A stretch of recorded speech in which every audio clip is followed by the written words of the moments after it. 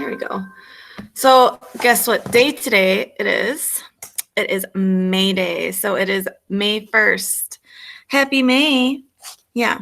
I'm sitting by my patio door because it's already super nice out. Belle and I went for a walk and really excited for it to get even nicer out today. So make sure take your stuff outside and do your work. That's what I'm planning on doing once the sun hits my patio area. In the afternoon, I like to go out there and work when it's nice out and sunny. I got like a hair or something. But today's a pretty chill day, which is awesome. We just have read aloud. You're going to silent read. You don't have to worry about those conferring slides. You are going to then do your vocab test and then life journal entry. Okay. I did have a lot of entries that were starting to get I could tell that you were struggling coming up with things to write about.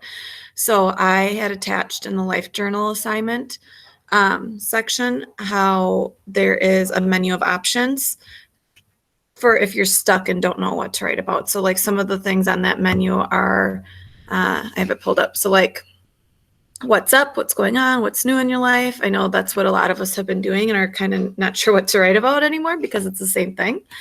You can do a positive perspective entry or a gratitude journal entry. You could do a breaking news entry, meaning what is new going on in our world. You can do a reflection of some sort, maybe a goal setting. Maybe you want to set a goal for yourself to accomplish a new skill during this time, and you're going to just write about how it's going, that kind of thing. You could do your favorite memory of sixth grade. You could do the funniest memory of sixth grade. You could do your thoughts on transitioning to middle school. You can do even an odd scenario type of thing. So if you were on a deserted island, what would be 3 items that you would bring? That kind of thing. So there's a huge list of ideas. I'll keep adding to it as we go, but you can use that. You don't have to use it, but it's really mainly if you're struggling with not knowing what to write about. So there's that. But otherwise, today is a pretty chill day. So if you are done early with your work, get outside or even take your work outside. It is going to be so nice out today and tomorrow. So take that to your advantage. Seriously. It's super sunny. I don't know if you guys can, but that chair right there, that's where I plan on working once it's sunny in that spot. No, I refuse to go outside. All right, I'll email Mom and make sure you do. I'm going up to my cottage after school today. Nice. Yeah, Belle is loving even just laying outside by me while I work. She's a sunbather like crazy. And she just honestly loves it so much. But we are going to get started with Read Aloud. And that way you guys can kind of get out there faster. So we left off with chapter 20. No. Sassy pants. All right, so we left off with chapter 20, and we left off with specifically Amo Mason going on this last mission, and he's leaving, I believe, Rashid behind. I added it in the Google Drawings character mapping. And as they're going, there's this Mercedes in this last chapter that was chasing them, this black Mercedes. And we inferred that anytime that there's a black Mercedes, it has to belong to the government or its government forces. So I was really nervous about it. And it ended up being Suleiman. So Suleiman is the person that was said looking for him earlier in the book, and he actually found him now. They traded something, so he gave Amo Mason gave Suleiman the mysterious bag, I think, that Nadia found under the cart. So it had a piece of paper with a clue of where the rebels were going to be hiding next or something, along with the golden bars, I believe.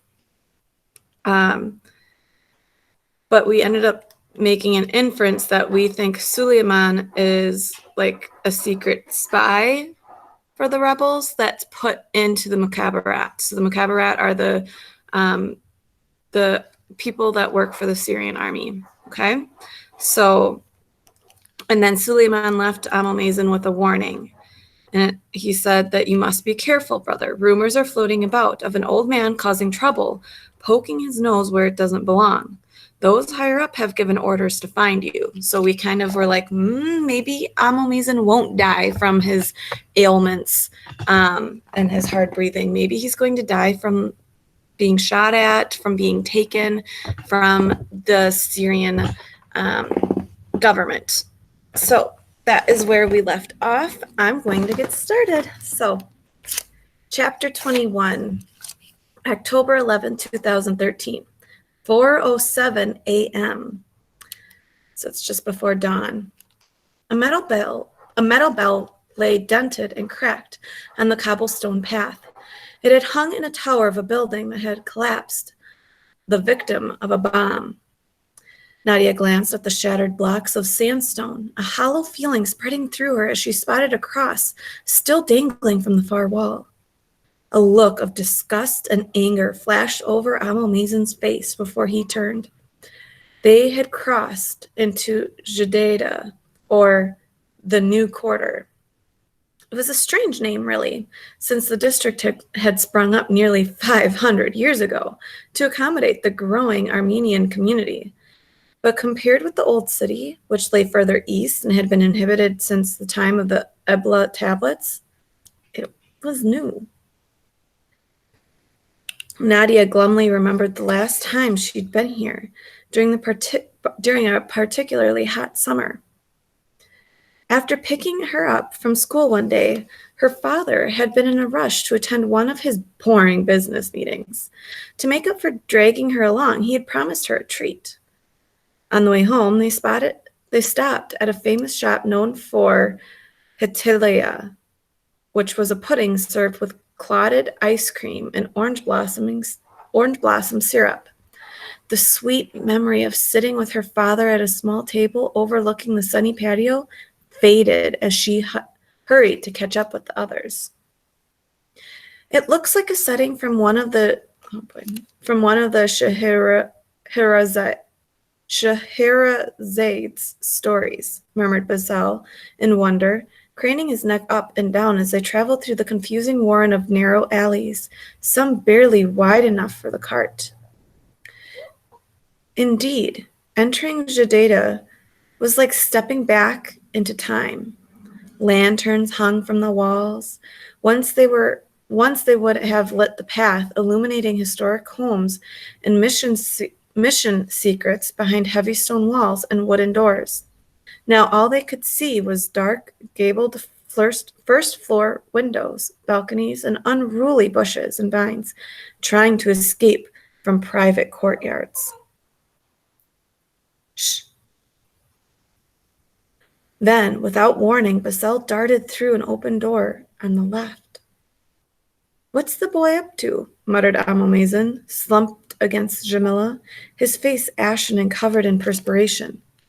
"Are you all right?" asked Nadia, examining his haggard appearance. "I'll be better once I've made my delivery and had a cup of tea," he said with a forced smile, pointing east. "It's just a short distance away from here, past the square." Sorry, they're doing lawn work out there. Nadia nodded. "I'll get him," she said. Passing through the door, she found herself in the inner courtyard of an elegant home. She could see that much of the contents of the house had been carried off, either by its owners or by looters. Past a fountain grew a garden, heady with the scent of jasmine. "Basel, come back this minute," she hissed. His small head popped up from between two trees, thick with shiny dark leaves. "Look," he said, holding up something round in his palm. Nadia crept closer, and caught the familiar scent of figs. Sharing a grin, They filled a discarded plastic bag with as much of the plump green fruit as they could carry. As they left the house, Basel spotted a stunted tree surrounded by overgrown vines. From a drooping branch hung a single perfect lemon, which he plucked and tucked away into his pack. Nadia paused within the doorway, excited to share a fig with Amalmazen, but he was gone. Only Jamila and the cart stood in lane. I wonder where he went. There, he didn't seem like he was in a good state of being to go that far. And the fact that he's disappeared already, that's kind of concerning. So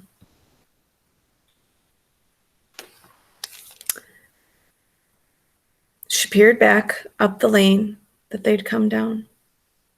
Where is he? She gasped as Jamila brayed in distress. Basel ran towards the cart. Here, he cried. Near Jamila's front hooves, Nadia glimpsed a hand. Oh no, she cried, running over and finding the old man laying on the ground, blood oozing from a cut from his forehead. She pushed away the donkey's head to put her ear to his chest and heard a steady rhythm of a beating heart. Oh, he's alive, girl, she said, petting the worried animal. Amo, she said, can you hear me? Amalmazen's eyes fluttered open. What happened? He asked, confused. You fell, said Nadia. He tried to push himself up, but couldn't. I have to go, he said, voice growing fainter. Uncle, said Basel, fetching the water bottle. Please, you have to take it easy. So remember, when you have an elder, a lot of the times they refer to them as uncle so-and-so or brother so-and-so. I think that's just part of how their culture works. So remember, Basel isn't, or Amalmazen is not Basel's uncle, okay? It's just a common phrase to refer to someone by that you respect. And that's older. The package, the one Alea gave me, whispered Amalmazen. Get it. It's for the bishop. I gave him my word I would find it. Nadia retrieved the package, but as she knelt by his side, he fell unconscious again. Amal, please wake up, she whispered, shaking his shoulder. What's wrong with him? Asked Basel, clutching a bag of figs. Nadia sat, trembling, drowning in a sea of worry and fear.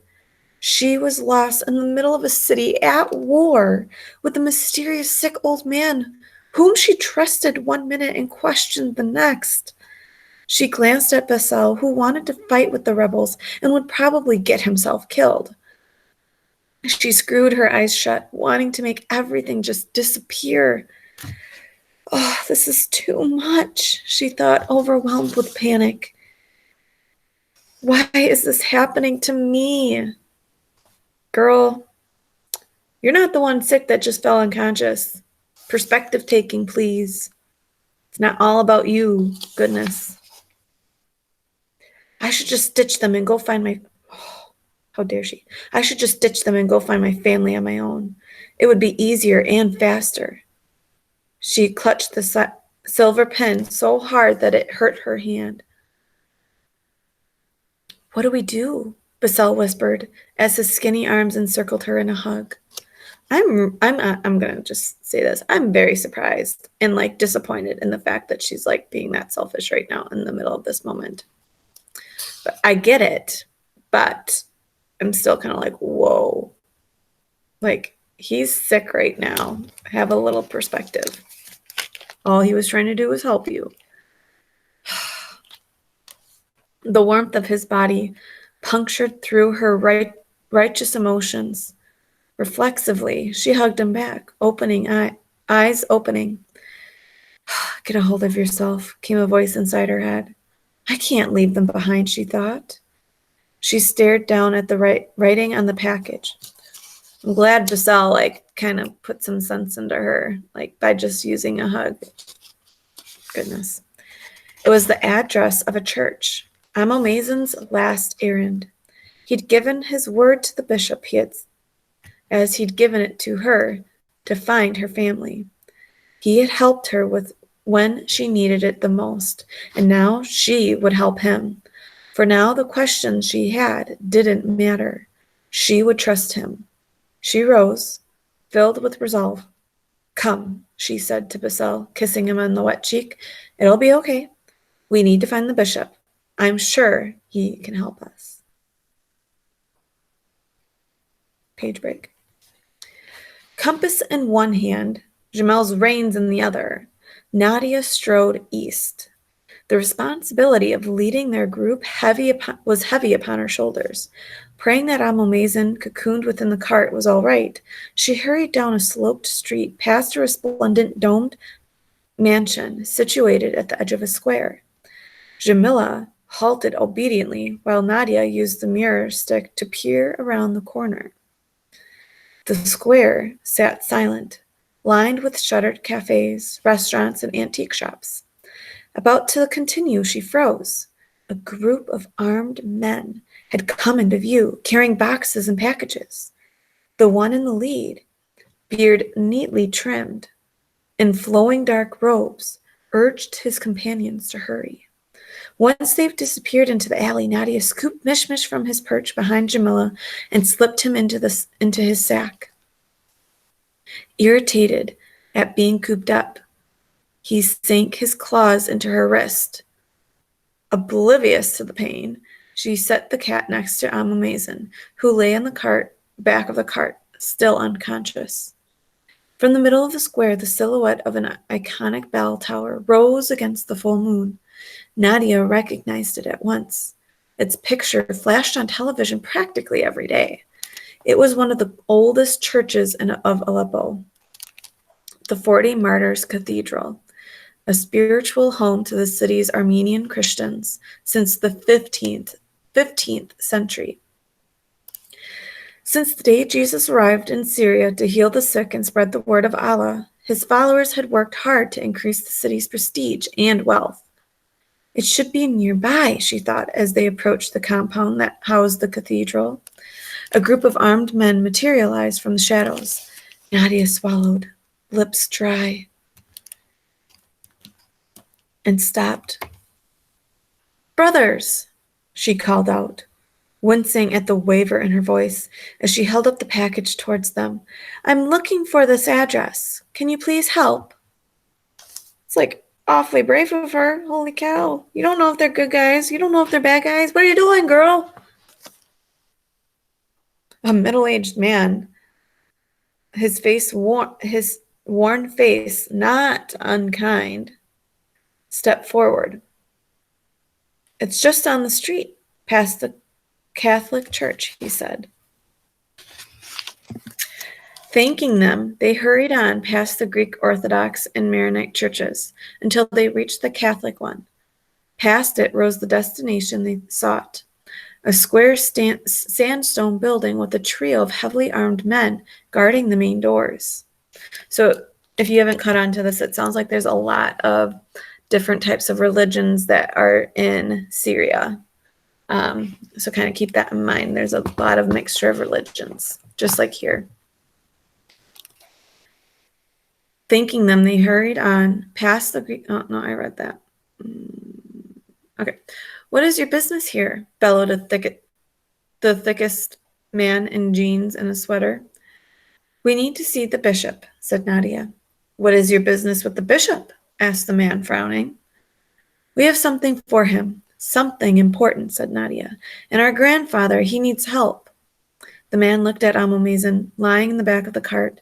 With a curt nod, he sent in one of his buddies with the message. Minutes later, the door burst open, revealing a man in black robes, a long gray streaked beard reaching his chest and entangled in a large gold cross, which hung from a heavy chain. He took one look at Amomazon and paled. What happened? He fell and hit his head, said Nadia. We need your help. My dear child, what is your name? He asked. Nadia, she said, not wanting to reveal more. And this is Basel. I am Bishop Ephraim. I am Bishop Ephraim, he said.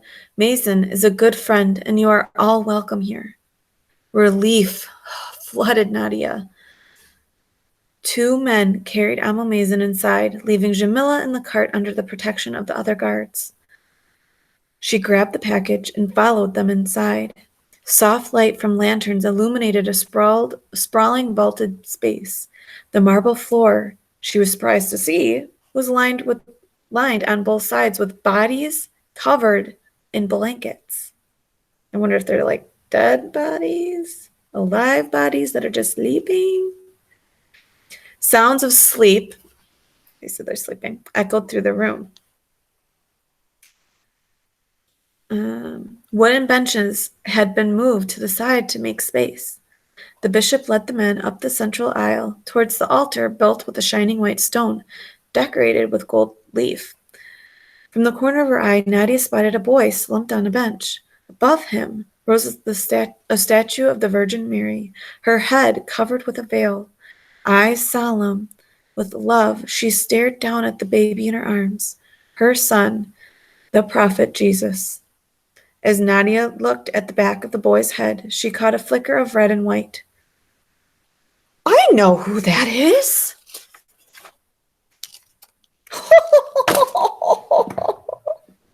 It just ended. Okay. We can do this. She caught a flicker of red and white. I know who that is. They're at a church in like a northern part of their city. I'm wondering like who this could be that she recognizes that has a flash of red and white or orange and white. Red and white. So I'm kind of curious, like if it's a family member, if it's maybe Tarek. I'm wondering, I don't know. I'm kind of curious. What are you guys thinking?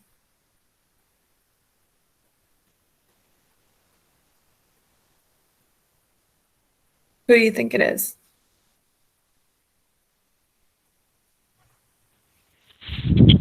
I think it might be like someone like her dad or someone she knows but thinks is gone.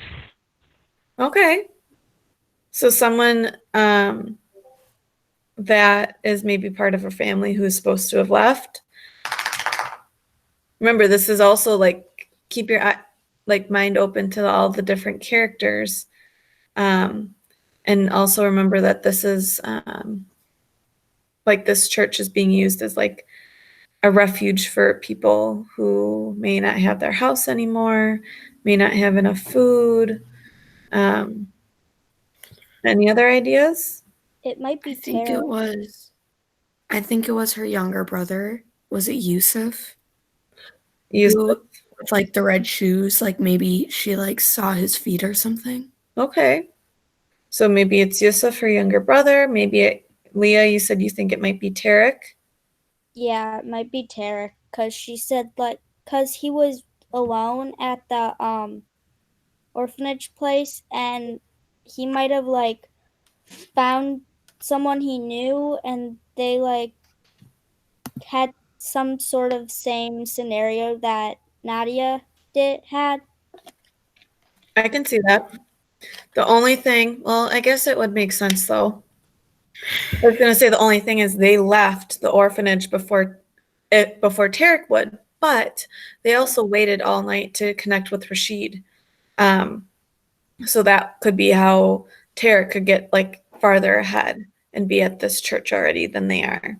So that would make sense. Anyone else have an idea of like a specific family member, or anyone else? Or any other inferences?